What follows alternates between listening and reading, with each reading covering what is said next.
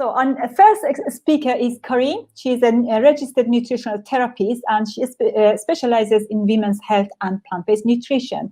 And her main focus is actually perimenopause, and she thinks that we don't talk enough about it, and that is why she's going to present today. Karine, do you want to join us? Where is she? Oh, here she is. Hi, Karine. Can you hear me? Yes, all good. Well, good afternoon, everyone. So first, thank you very much for giving me the opportunity to talk about a topic that I think is, very important, not maybe talked enough about.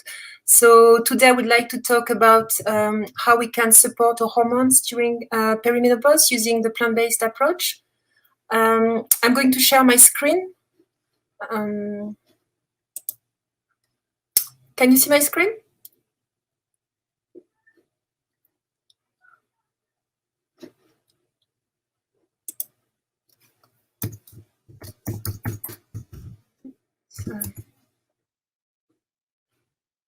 Okay, sorry.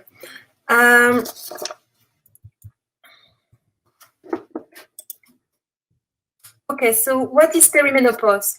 So perimenopause is part of a woman's transition into menopause. So a lot of symptoms that we associate with the menopause can become an issue much earlier than we would expect. So typically, when women are in their 40s, so it can be quite confusing for women because as they think they're still too young and their menstrual cycle may still look normal, so at least in the early days. As for menopause, it's the point when a woman no longer has menstrual periods, so for at least 12 months. So in the UK, the average age of menopause is 51.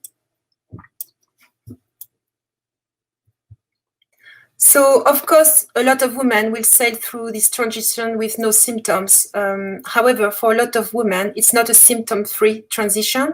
So here are some of the symptoms women can experience in their 40s onwards, so due to hormonal fluctuations. So just a few statistics. Around 25% of women will experience severe symptoms. 40% of women suffer from low mood or depression. 70% of women will experience hot flushes at some point. So what happens during perimenopause? So let's have a quick look at some of the key hormones and see what happens during the perimenopause. So the production of female sex hormones, estrogen and progesterone in the ovaries starts to decline from around the age of 35. So basically the egg reserve begins to run out. Estrogen regulates the menstrual cycle, protects the bones, heart, brain, joints, and muscle mass. It maintains vaginal blood flow and lubrication. Progesterone helps prevent the uterine lining from getting too thick, so low levels can result in heavy periods, menstrual syndrome. So progesterone is also considered the calming, soothing hormone, so it helps us with sleep. So during perimenopause, so progesterone declines faster than estrogen, so which can result in an imbalance. Estrogen can fluctuate a lot during perimenopause, so sometimes it's high, another time it's lower. Testosterone, which is needed for libido, motivation, energy, muscle strength, also declines when we are in our 40s. And the adrenal glands, so the glands on top of each kidney are still able to produce some sex hormones. So, I should go back to my former slide. So they also produce our stress hormone cortisol and adrenaline. So more than ever during perimenopause, it's a very important time to support the adrenal glands by trying to manage stress. So which is, actually not very easy when women have a lot to juggle. It's also very important to keep insulin in check by eating a diet that helps maintain blood sugar balance. So symptoms of blood sugar imbalance include fatigue, cravings for sugar or carbs, mood swings, low mood, PMS, insomnia, irritability, anxiety, headaches, dizziness, weight gain, palpitations. So if we have high levels of stress hormones and high blood sugar, this can be double trouble. So balancing these hormones is essential for a smoother transition. So if we support insulin and cortisol, it's going to support estrogen and progesterone. and it's also going to support our thyroid.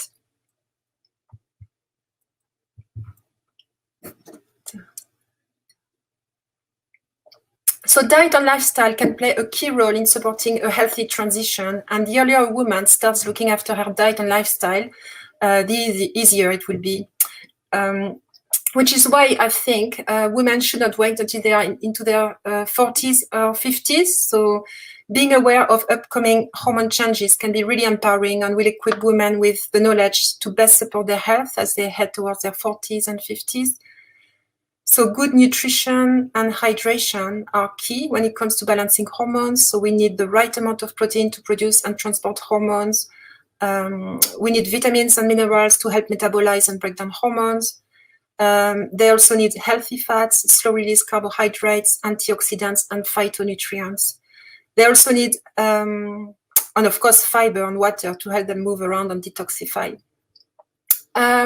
So women who follow a plant-based diet are more likely to experience less symptoms. So a cross-sectional study found that perimenopausal women who followed a vegan diet reported less bothersome vasomotor symptoms than women who ate an omnivore diet. So symptoms such as hot flushes, for instance.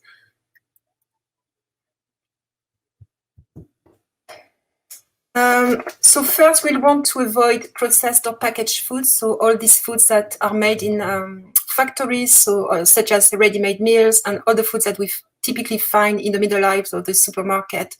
So these foods have been altered to increase their shelf life. Often they are calorie-rich but nutrient-poor, so meaning they don't contain enough quality vitamins and minerals needed to support our hormones. So, and of course, they are also low in fiber. So let's have a quick look at our macronutrients. So we'll want to avoid our intake in refined carbohydrates such as sugar-sweetened beverages, fruit juices, pastries, white bread, white rice, white pasta, etc., because they raise insulin and cortisol, and they are, of course, nutrient poor. So instead, we'll want to focus on what we call slow-release sugars or carbohydrates, such as brown rice, wholemeal bread, whole wheat pasta, oats, quinoa, buckwheat, beans, legumes, fruits, and vegetables. So focusing on these types of less refined carbohydrates helps minimize major blood sugar spikes and dips. So for instance, vegetables are carbohydrates, but the fiber found in vegetables helps slow down the absorption of carbohydrates. So these carbohydrates help sustain energy. So protein can be found mainly in beans and lentils, nuts and seeds, quinoa, soy products such as tempeh, tofu. So good quality plant-based protein can help slow the release of sugar into the blood, increase our satiety hormones, boost our metabolism, help maintain healthy bones and muscles. And as I'm sure you know, as we age, we tend to lose muscle mass. It's also key for our detoxification process and for our brain function. Actually, the worst time to have a blood sugar spike is in the morning. Therefore, a protein-rich breakfast is a good idea. So, for instance, tofu scramble or adding flax seeds and soy milk to porridge, etc. So here are a few examples of protein-rich foods. I'll let you have a look.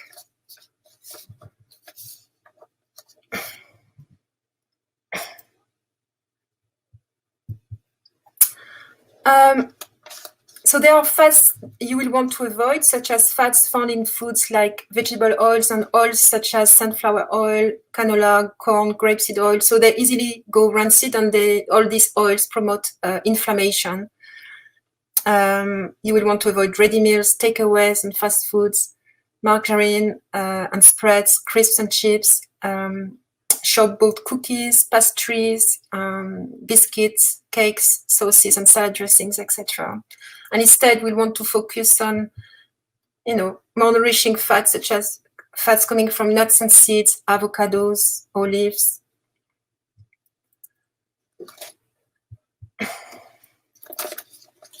There is a type of essential fats, so omega-3 fats provide anti-inflammatory benefits. So they play a very important role in optimizing brain function. In perimenopause, they can help reduce hot flushes. So they can help with the skin dryness and reduce inflammation in the body. They also help balance the effects of stress by decreasing the release of cortisol. So flax seeds, walnuts, chia seeds, hemp seeds, so they contain an omega-3 fatty acid called ALA, so alpha-linolenic acid. However, our body needs to convert ALA into the more useful EPA and DHA, and the conversion rate is quite low and inconsistent, so which is why I tend to recommend an algae supplement with the essential fatty acids EPA and DHA.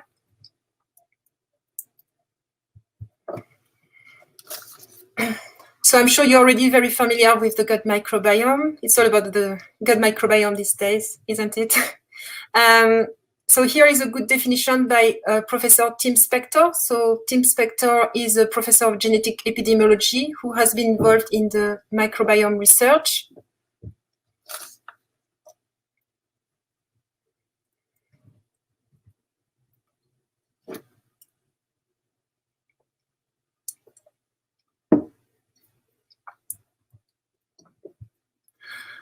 As you know, during perimenopause, so estrogen levels fluctuate. So we now know that the gut plays an essential hormonal function.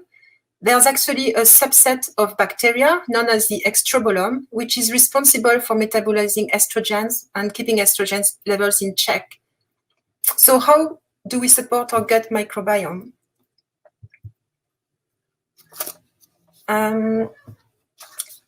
So Dr. B, as he likes to be called, is a plant-based American gastroenterologist and the author of Fiber Fueled. So he says, the single greatest predictor of a healthy gut microbiome is the diversity of plants in one's diet.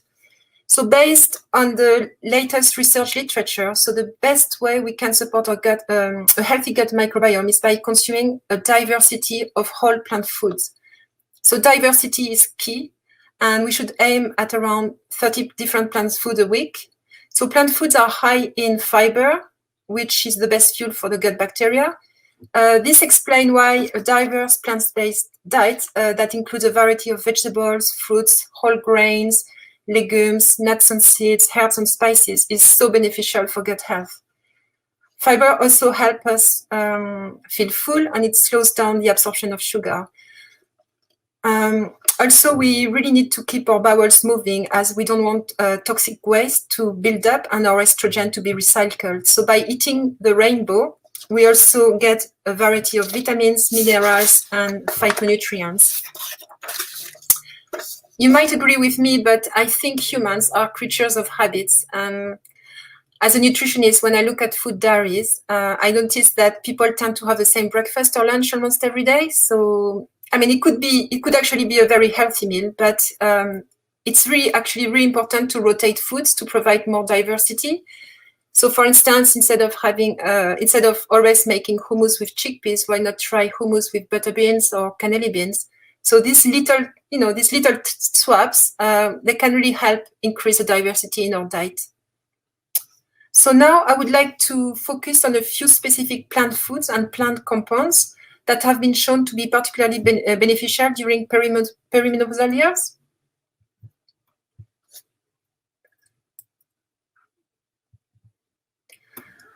So cruciferous vegetables, such as cauliflower, broccoli sprouts, kale, cabbage, Brussels sprouts, watercress, rocket, they contain a great phytonutrient called sulforaphane.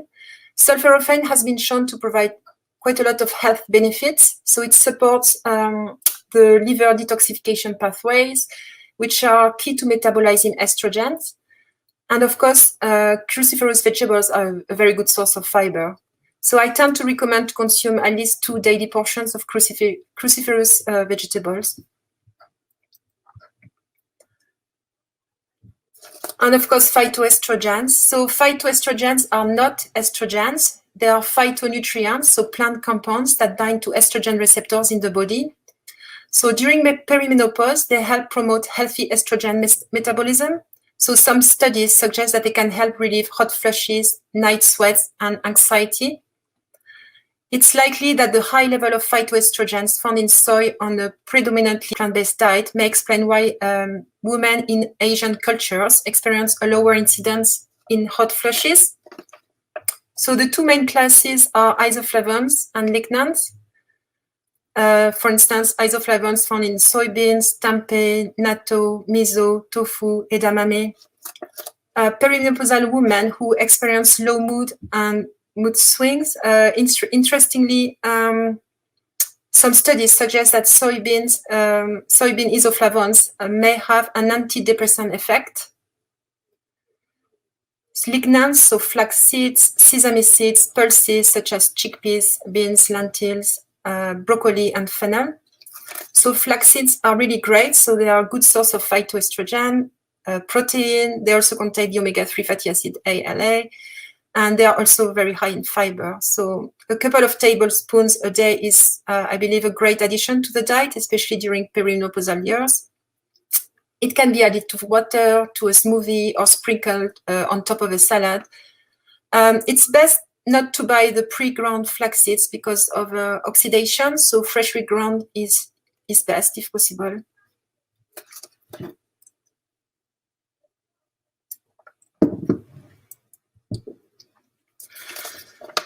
As you may already know, water makes up around 80% of our brain. So if we are dehydrated, it affects our stress hormones by increasing cortisol levels. So water is also important for digestion and detoxification and for brain health and cognition. Let's talk about coffee a bit. So, of course, a good quality coffee does have, lots of health benefits. It's high in anti-inflammatory polyphenols. It can protect the liver, etc. However, our tolerance to caffeine really depends on our genetic ability to metabolize it. And if women during perimenopause feel anxious, have palpitations, or trouble sleeping after consuming caffeine, there are actually quite a lot of alternative options available. I really like dandelion root coffee, so it's a great caffeine-free alternative to coffee. You can try turmeric latte, organic decaf green tea, tulsi tea, also called holy basil tea. So it has adaptogenic properties and it helps reduce stress and cortisol levels. Chamomile tea is great. It can help with cramping during menstruation, and it has, as I'm sure you know, calming properties, and it's also very good for digestion. I also love ginger tea. I find that it really helps women who suffer from menstrual cramps. Sage tea is known for helping with hot flashes. Valerian and lemon balm also have calming properties. I really love nettle tea because it helps nourish the adrenals and it has cleansing properties. It's also a good source of iron and I believe vitamin C. And it can also help reduce premenstrual bloating. So lots of choice. I don't know if you've noticed, but as we get older, we are less able to cope with alcohol. So sorry, I don't mean to be a killjoy here, but alcohol can really be a big trigger for some of the symptoms of perimenopause. It disrupts blood sugar balance and it can trigger hot flashes, night sweats, sleep disruptions later in the night. It irritates the lining of the gut. It impairs with the liver's ability to process and get rid of all estrogen. It depletes nutrients, especially our B vitamins, which are needed to balance our hormones. I mean, of course, a small amount of alcohol is not that bad, but I think it will also depend a lot on lifestyle and family history. So here is a quick summary of a little summary of the key points. So avoid sugar, refined carbohydrates, and processed foods. Enough protein. Remember to fill half the plate with colorful vegetables, so eat the rainbow. Rotate plant foods, so it's important to remember that diversity is key. So consume omega-3s, ideally 2 portions of cruciferous vegetables a day. Consume phytoestrogens. A good hydration is very important. And trying to limit or avoiding stimulants.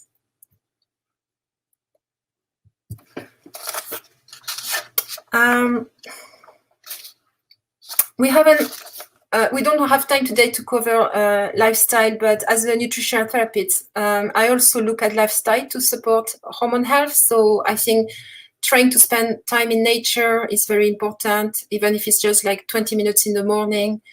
a bit of sunlight exposure in the morning is known to help reset circadian rhythms as well. Exercise, yoga or Pilates is great. It's important to try to limit our exposure to xenoestrogens, so all these environmental toxins that mimic hormones. Stress management, such as mindfulness, deep breathing, prioritizing self-care, a very good sleep routine, and sometimes people can consider complementary therapies such as reflexology or acupuncture.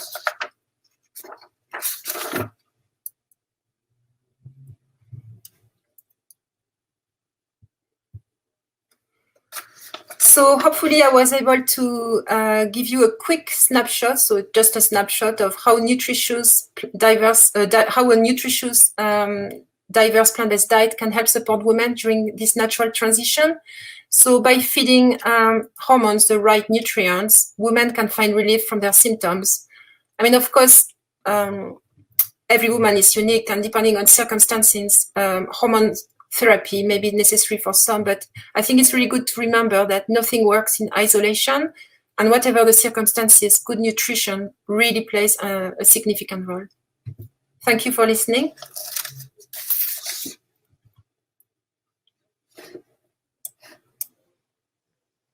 Thank you, Karine. That was really interesting. And I find it quite interesting that, obviously we are here to advocate and promote a whole food plant-based diet. And, if we follow that, it helps with the symptoms, doesn't it? Exactly, yeah.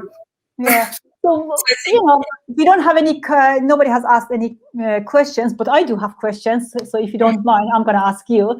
So what are some of the common symptoms you see in early perimenopause, you see in your clients or just in general?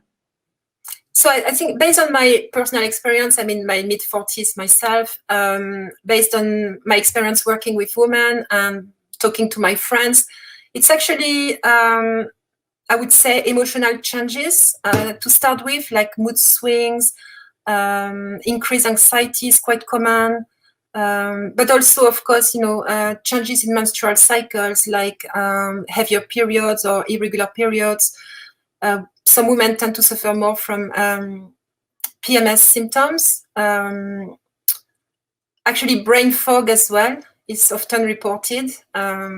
Sometimes women, they think that they don't know what's going on with me, like I keep forgetting everything. So I wouldn't say it's like, it wouldn't typically start with hot flushes, but more like, I would say, more these emotional symptoms and changes around menstrual cycles, yeah.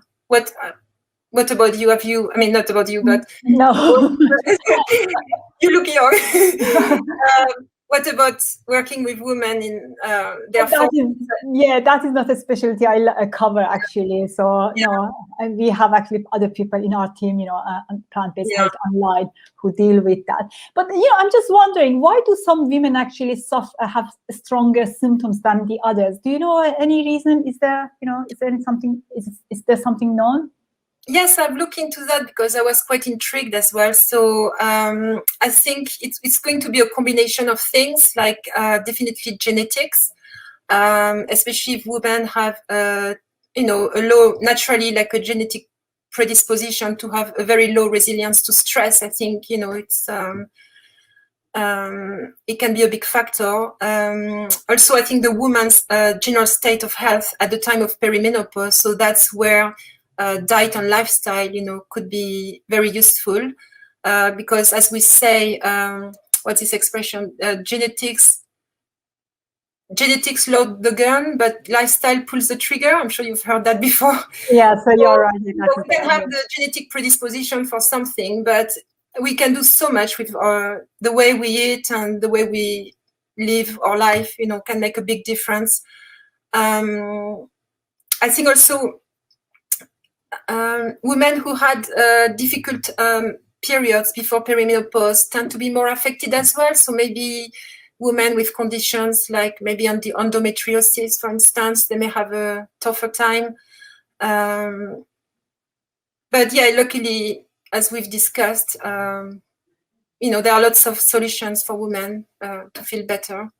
And is there an age where you would actually recommend people to start with these lifestyle changes? There is a question from Sophie. She says, she's just 25. Should she actually start doing something about that? Oh, that's excellent. I think, to be honest, the younger the better, and because it can only make things smoother. If you already have the lifestyle and the diet into place, by the time you get into your mid-30s, I have a cat. It's not my dog. I don't have a dog, so.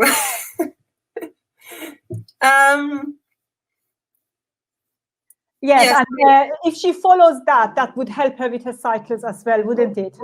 Yeah, I think especially if she already has like difficult menstrual cycles, I think like really optimizing diet and lifestyle from a very early age is a very good starting point. Like definitely nourishing whole food plant-based diets, as we I know I couldn't cover everything in such a short amount of time, but I hope I was able to demonstrate that having a diversity of plant foods is going to help in many ways. And of course, lifestyle, like having a very good sleep routine, is very important because, as you know, the body goes through a lot of repairs during the night. So we want to make sure we give our body this opportunity to, deal with all these repairs. Yeah, we have two more questions, if you don't mind. Somebody's asking, Chantel is asking, should we actually increase our calcium consumption before and than during perimenopause? I mean, as we know that after postmenopausal women are more likely to have issue with osteopenia or osteoporosis. I think do they mean like from the diet, not supplementation, I would imagine? Yes, I would imagine that as well, because supplementation should really be, recommended and prescribed by a doctor. So that is something that you should actually mention, that, calcium, it's better to take it, from your food. And if you feel like you may need, supplementation, it should really be done via your doctor. Yeah, and we often think that when it comes to bone health, we often think calcium, but actually vitamin D, magnesium, what else? Vitamin K. Yeah, and exercise. I need to exercise, of course. Like, I mean, I know you are, into exercise, so muscle, weight-bearing exercise is important as well to protect the bones. But I think like a diverse plant-based diet should bring enough calcium into the diet. I think we have to be careful as well. Am I right with calcium supplementation? We do have to be careful. Yes. I don't usually recommend them unless there is really a medical reason for that. Just one last question. I heard of seed cycling, where you eat flax and pumpkin in follicular phase and sesame and pumpkin in the luteal phase. Yes. What do you think of that? I have to admit, I haven't tried, but it's quite popular, I think, especially with some American hormone experts. So basically the first part of your cycle, you would focus on some type of seeds and other type of seeds during the second part of your cycle. I did look at the research and it was quite inconclusive. I did look into it. So anecdotally, it seems to help some women. But I don't think you will find like a research papers that. Yeah, there is no evidence, and I think it's about the fact that, like, kind of, flaxseed, some people say it is high in estrogen, so it is more like kind of, I would say just, if you really follow a whole food plant-based diet, and the more whole food it is, the less processed foods you have, you will be fine. So you don't really need to kind of, yes. I agree with you. Yeah. All right, that was really interesting. As I said, it is not really a topic I usually, deal with, so I found it very interesting, and I hope that our audience also enjoyed it. And yes, that's it. Thank you very much. So thank you, Leila. Thank you. Talk to you later. Bye. Talk to you. Bye-bye. Bye.